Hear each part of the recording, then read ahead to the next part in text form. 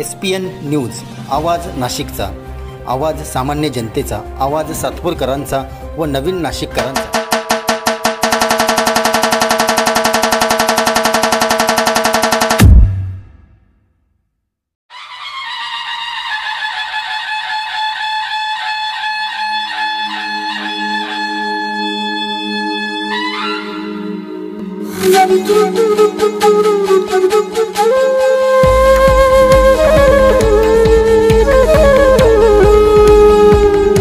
मित्रांनो, सप्रेम नमस्कार। SPN न्यूज मध्ये आपले स्वागत आहे।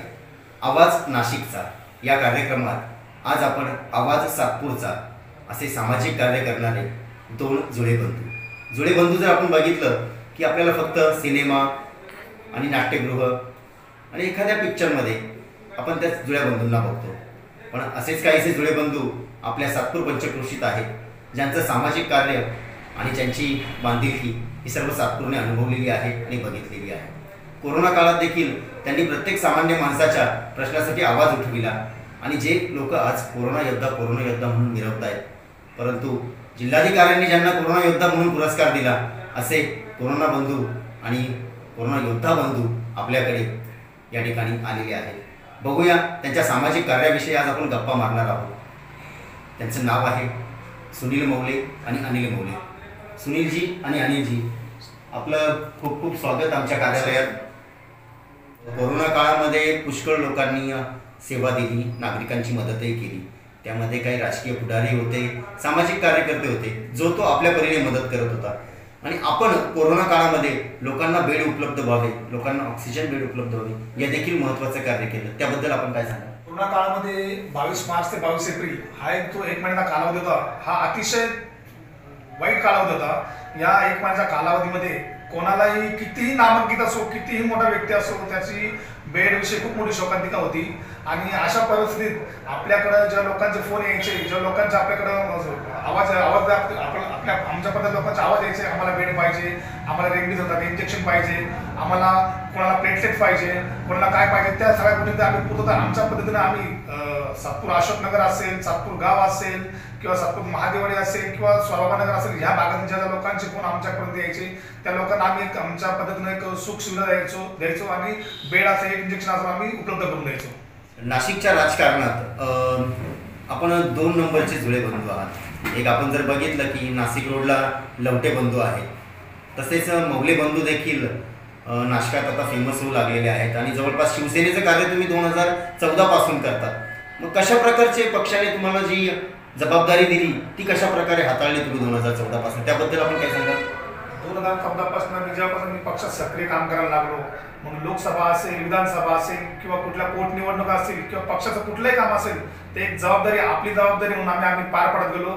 आणि माझ्यासोबत माझा बंधू अनिल यांनी पण माझ्या खांद्याला खांदा लावून पक्षाचं एकदम व्यवस्थितरित्या काम केलं असेल। एखाद्या विधानसभा असेल, विधानसभेचे बूथ वाईज रचना असेल, सकाळी 5 वाजेपासून तर संध्याकाळी 7 वाजेपर्यंत आपल्या बूथवर आपण कसं काम केलं पाहिजे, तसेच लोकसभा विधानसभा असेल, तीच निवडणूक असेल, पोटनिवडणूक असेल, आम्ही त्या पद्धतीने आमचा जबाबदारी स्वीकारत असतो आणि जबाबदाऱ्या पक्षश्रेष्ठींना आम्ही पार पडत असतो। आपण जर बघितलं की सुनीलजी, आपण शिवसेनेचं काम करता आणि अनिलजी सामाजिक कार्य करतात, दोघांची जी समाजाबद्दल बांधिलकी आहे, आपल्याला का असं वाटलं की सातपूरमधील जनतेची आपण सेवा करू शकता आणि त्या सेवेवर आपण खरे उतरू शकता, याबद्दल आम्हाला थोडीशी माहिती सांगा। तसं बघायला गेलं तर मी एक समाजाचा आणि एक गावाला एक जबाबदार व्यक्ती म्हणून मी काम करतो। शिवसेना पक्षात मी गेल्या 2014 पासून काम करतो।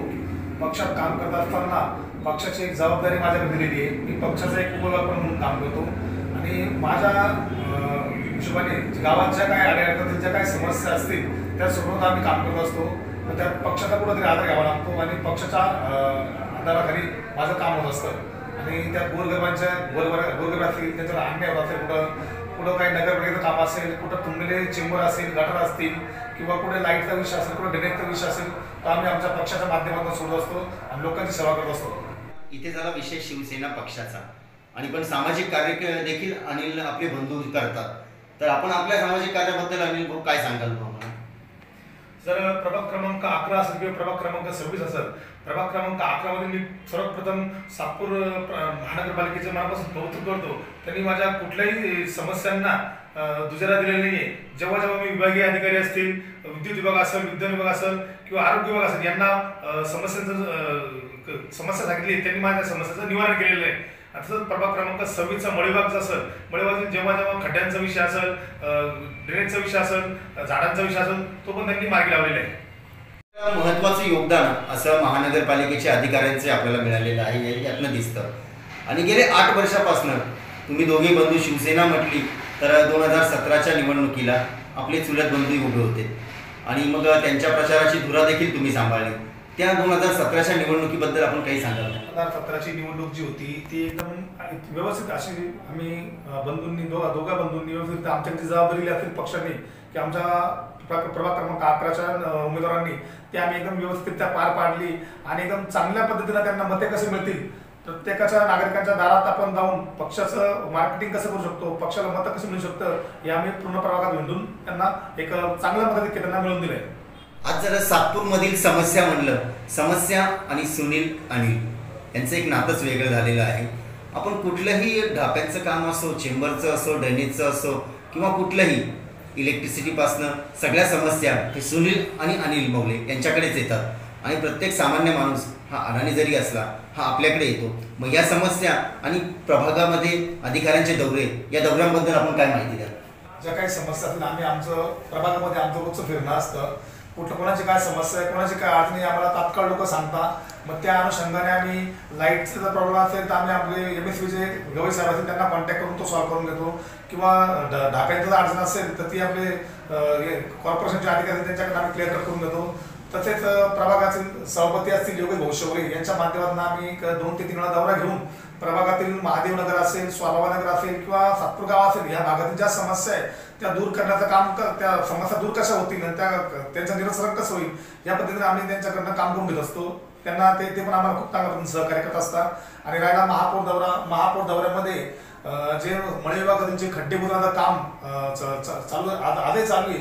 एक महापौरांनी सांगितलंय का लवकरात लवकर तुमच्या भागातील रस्ते धरले जातील आणि त्यांनी नगरसेवकांना पण सांगितलंय तुम्हाला जो काही वाढीव निधी पाहिजे असेल तो वाढीव निधी तुम्ही आमच्याकडनं घेऊ शकता आणि मळ्यातील जे काही रस्त्यांचं काही जी अडचण आहे ती सॉल्व्ह करू शकता. निश्चितच सुनीलजी आणि अनिलजी, आपण SPN न्यूज कार्यालयात आलात आणि आमच्या संकल्पालाही आपला पाठिंबा आहे. आमचा जो संकल्प आहे तरुणाईला व्यसनाधीन होण्यापासून रोखण्यासाठी आणि त्यांना रोजगार कसा उपलब्ध होईल या दृष्टीने आम्ही पाऊल उचललेलं आहे. चर्चासत्रही चालू होणार आहे, परंतु आपण आलात या ठिकाणी 2022च्या निवडणुकीसाठी आपली तयारी काय आहे हे दर्शवलेलं आहे. आणि तरी अनिलजी, आपणही सांगा 2022च्या निवडणुकीसाठी आपली काय तयारी असणार आहे? तर एक सामाजिक कार्यकर्ता म्हणून मी तुम्हाला एकच सांगू इच्छितो का सर्वच काही प्रॉब्लेम सभागृहाच्या म्हणजे सगळेच काही प्रॉब्लेम सभागृहाच्या बाहेरून सॉल्व्ह होऊ शकत नाही. काही प्रॉब्लेम सॉल्व्ह करण्याकरता सभागृहात सुद्धा जावं लागणार आहे. सभागृहात जाण्याकरता एक सामाजिक कार्यकर्ता म्हणून मी माझ्या समाजाच्या मी सामाजिक कार्यकर्ता म्हणून जी काही सामाजिक कार्यक्रम केले असतील प्रभाग क्रमांक 11 किंवा 26 पूर्ण तन म्हणजे जी काही कामं केली असतील मी निश्चितपणे तुम्हाला सांगू शकतो का त्या कामांच्या बळावरच नक्कीच मी माझ्या बंधूंना सभागृहात पाठवू शकतो. आपण जर बघितलं की भूमिपुत्रांसाठी तुम्ही निश्चितच प्रयत्नशील आहात, तसंच SPN न्यूजनेही एक संकल्प चालू केलेला आहे की तरुण हा व्यसनाधीन होण्यापासून वाचला पाहिजे.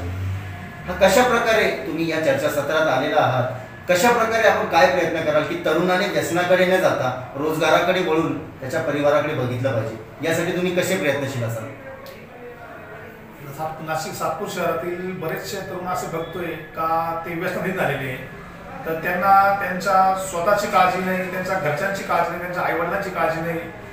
सर्व सातपूरकरातील सातपूर भागातील तरुण वर्गांना आपण एकच सांगणं आहे का भले तुम्ही थोडं काम धंदा कमी करा पण स्वतःला व्यसनाधीन करू नका.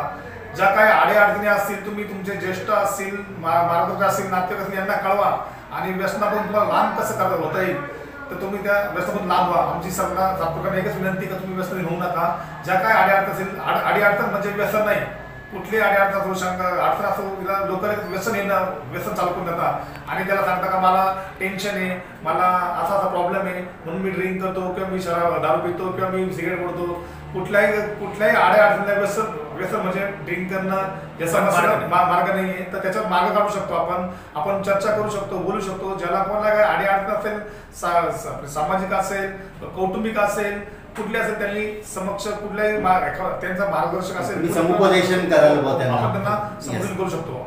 जो संकल्प SPN न्यूजने हाती घेतला आहे त्या संकल्पाला तुम्ही निश्चितच आम्हाला पाठिंबा द्याल. आणि परंतु आता येतोय 2022च्या निवडणुकीची जी तयारी चालू आहे. आता सर्व पक्षीय देखील काम करतायत आणि इच्छुक उमेदवारांची यावेळी आता एक मंदिआळीच म्हणावी लागेल की खूप अशी गर्दी सातपूरमध्ये दिसत आहे की या 2022च्या निवडणुकीसाठी आपण कशी पूर्वतयारी केलेली आहे की आपण इच्छुक आहात की नाही हे देखील आमच्या दर्शकांना आपण सांगा. 2022ची निवडणूक जी आहे ते गेल्या 2014 पासून आम्ही समाजकारणात राजकारणात काम करत असतो. कुठलाही प्रॉब्लेम असो कुठलीच समस्या असो ते सोडवण्याचं आम्ही तात्पर काम करत असतो आणि एखाद्याने आम्हाला काम सांगितलं तर ते काम आम्ही जिव्हारी लावून काम करत असतो आणि त्या समाजाचं काम करत असतो. आणि आम्ही निवडणुकीमध्ये इच्छुक नाही तर आम्ही निवडणुकीमध्ये 100% यशस्वीरित्या पार होऊ शकतो आणि ही जनतेचं म्हणणं आहे. आम्ही कुठल्याही प्रकारे गुडघ्याला बाशिंग बांधून निवडणुकीच्या रिंगणात उतरलो नाही. आम्ही सामाजिक कार्याच्या बळावर निवडणूक उतरलेलो आहे आणि जनता ही जनार्दन आहे. जनता ही आम्हाला एक चांगल्या पद्धतीने कौल देऊ शकते हे आम्हाला चांगलं मान्य आहे. आणि ज्या टायमाला पक्ष जो निर्णय देईल तो पक्ष निर्णय आम्हाला मान्य आहे. आणि 2022च्या निवडणुकीचा जो निर्णय आहे तो आम्ही एकदम यशस्वीरित्या पार पाडू शकतो इथं आम्ही तुम्हाला सांगू शकतो. ना पक्ष ना संघटना असे दोनच नेते महाराष्ट्र राज्यात आहेत. एक आहे राजू शेट्टी आणि एक आहे आणि आमदार बच्चू कडू. हे दोघं ज्या प्रकारे शेतकऱ्यांच्या प्रश्नावर आक्रमक असतात त्याच प्रकारे तुम्ही सामान्य माणसांच्या प्रश्नावर आक्रमक असतात. या आक्रमकतेचं एक काही असं रहस्य आहे का काय असं सामान्य माणसाची जी तळमळ आहे तुम्हाला काम करण्याची सामान्य माणसासाठी त्या तळमळीबद्दल आपण काय सांगाल अनिलजी आपण सांगा. सर गेली 2013 साली नाशिक महानगरपालिकेने जो काही 23 खेड्यांचा आराखडा तयार केला होता अतिशय चुकीच्या पद्धतीने तो आराखडा तयार केला होता. पण समस्त सातपूरकरांना एकत्र करण्याचं काम आपण केलेलं आहे. काम करत असताना जो चुकीचा आराखडा तयार केला होता सुलेखा वैजापूर मॅडमनी तो पूर्णपणे कॅन्सल करून बुक्ते साहेबांच्या नेतृत्वाखाली तो आराखडा पूर्णपणे नवीन तयार करून जवळजवळ 90% शेतकऱ्यांना एक आशेचं कौल दिलेलं आहे. आणि तसंच प्रभाग क्रमांक 26 मध्ये जो काही 17.5 एकरवर नाशिक महानगरपालिकेने STP प्लांट टाकला होता त्याच्यावर सुद्धा आज आमचं काम चालू आहे. वारंवार प्रभागाचे नगरसेवक असतील प्रभाग क्रमांक 26चे नगरसेवक असतील तसंच महापौर असतील किंवा सभापती असतील यांनी सुद्धा आम्हाला त्या विषयावर खूप चांगलं सहकार्य मदत केलेली आहे. तर तुम्ही येणारी 2022ची महानगरपालिका निवडणूक लढवणार. जर शिवसेना पक्षाने सुनीलची जर तुम्हाला उमेदवारी नाकारली तर तुमचा पर्याय काय असणार आणि कशा प्रकारे मग तुम्ही सामोरे जाल. आम्ही पक्षाचा 2014 पासून काम करतोय. मला तर वाटत नाही पक्ष माझी निवडणुकीसाठी माझा विचार करेल चांगल्या पद्धतीने विचार करेल. आणि जर पक्षाने जर माझा विचार नाही केला तर जनता जनार्दन आहे जनता मला कौल देईल या पद्धतीने मी माझं काम करतोय आणि पक्षश्रेष्ठी जो निर्णय देईल तो मला मान्य असेल. तर हे होते तर ज्यांना जिल्हाधिकारी साहेब सूरज मांढरे यांनी कोरोना योद्धा पुरस्कार दिलेला आहे.